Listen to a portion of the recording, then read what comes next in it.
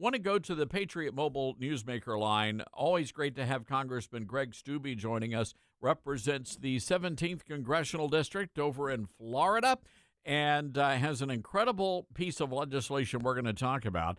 The congressman's bill would prohibit men from participating in Women's Olympic Committee events. Congressman, good to have you with us today.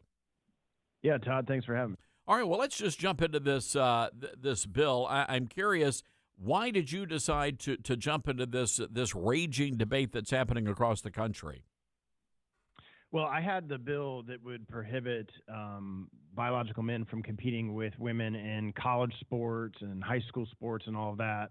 And then we recently saw that like USA Boxing is allowing men to compete in women's boxing, which is just egregious, and see that these different Olympic organizations are actually governed by Congress and by federal law. So we decided to do another bill prohibiting individuals like Leah Thomas, who's a biological male, from competing in Olympic swimming, from the USA Boxing allowing biological men to compete in Olympic boxing. It's just insane that we're at a place in our country right now where legislation like this is necessary to protect women. I mean, we wouldn't have Title IX if we didn't have women's sports. So you might as well just, if you're a Democrat, just do away with the whole thing and just have one co-ed baseball team, one co-ed boxing team, whatever, and see how fast that women disappear off the playing field. Oh, well, it's a great point, and fine. Let's we want to have that conversation. Let's start putting women up on the line in a football game and see what happens. This idea that there's no difference between men and women, it's just ludicrous. Yeah, and the American people know that. I mean, this is like a 75-80% issue across party spectrums. It's just insane that the Biden administration and these leftist progressive organizations are going so far to the left that even, Democratic moms don't want their daughter to be competing against a male in softball or in soccer or in swimming or any of these other sports, taking away scholarships from them, taking away the ability to compete. And a lot of women, especially in boxing and some of these other sports where it's much more physical, people are getting hurt. I saw a news article, I think it was in Wisconsin, where they're allowing biological men to compete in women's volleyball, and the guy broke some girl's nose because it's a biological man playing in women's volleyball. What else do you think is going to occur? It's offensive, especially in the sports. The MMA fighters, where I believe a woman had a skull fracture as a result of being attacked by a man who identifies as a woman.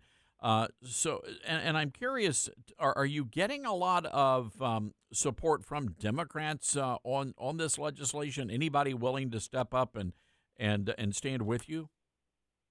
I haven't seen that in any of these bills. This is which again, why this is a partisan issue. I mean, it's just common sense.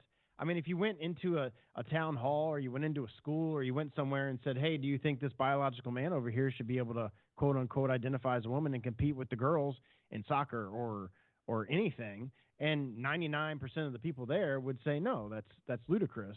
And the left is so afraid of their left flank that which I don't think there are any moderate Democrats in Congress anymore, but the so-called moderate Democrats are so afraid of the transgender movement, which within the progressive movement, that they're afraid to get on bills like this.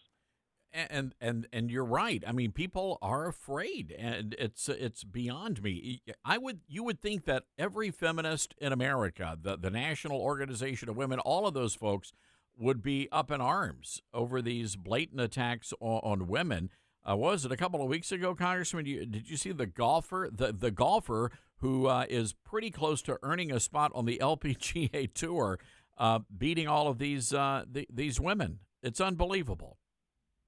That's a guy. I mean, it's just he's a dude. I mean, it's like Leah Thomas. He couldn't compete with men in the pool for swimming championships, so he decided he'd identify as a woman and compete as a woman, and suddenly he's winning trophies, and women aren't allowed to, they're not getting number one in Olympic things, and all of this kind of stuff is just ludicrous. All right, Congressman Greg Steube on the Patriot Mobile Newsmaker line.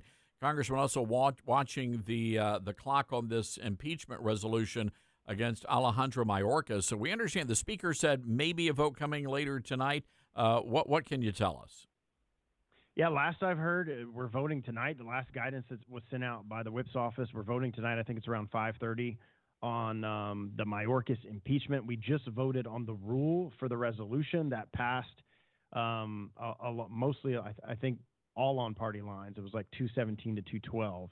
So I've heard, and this is a rumor, I don't know if they've made statements, but we have two members, which how you could, as any member of Congress, vote against a resolution to impeach Mayorkas after the systematic betrayal at the border, I have no idea. But apparently there's two Republicans that are rumored to be voting against it. Even if we lose the two, the last vote 30 minutes ago was 217 to 212.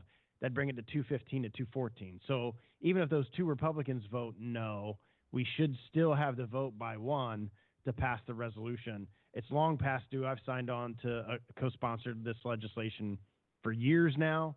It is long past time to impeach Mayorkas because of the complete failure at the southern border. Yes. Do you know the names of the two Republicans? Yeah, the word is McClintock out of California and Buck out of Colorado are the two. I think Buck may have stated that he's going to be a no, but that's what I have heard. And I think Buck has made a statement that he's going to be a no. I would love to know what his reasoning is, but he's leaving Congress, so his district's not going to obviously have the opportunity to let their voices be heard. Because he's not going to be here in a year. It's stunning that they would do this, and I'm with you. That look, every person in Congress ought to be enraged over what's happening on this border situation right now. I mean, we've literally not only have we been invaded, but we're being occupied, Congressman. Yeah, 10 million illegals at this point, and what's interesting is these aren't just Southern South American Latinos. Listen to these latest numbers that I have. This 24,000 Chinese foreign nationals, that was last year, 15,000 to date in 2024. It's only been like a month and a half. So like over 30,000, almost 40,000 Chinese foreign nationals, over 45,000 Russians, special interest aliens, over 30,000 people from Turkey, Afghanistan, 6,000, Pakistan, 1,600, Iran, 700 people. I mean, these are not people that come to America to live the American dream. These are people that chant death to America in their streets. And we're just letting them in the southern border. Over 300 known terrorists on the terrorist watch list. What's happening with those people? Mayorkas won't tell you, which means he's releasing them into the country. One guy, there was an article not too long ago, there was a known terrorist that the Biden administration let loose for a year and then committed another crime. And then before they deported him. I mean, there's issue after issue of criminality, the fentanyl at the border, Americans dying, and it's all because of Joe Biden. He doesn't need a bill to change it. He could change it today because he reversed all the Trump-era policies that would solve this on day one. Unbelievable. All right.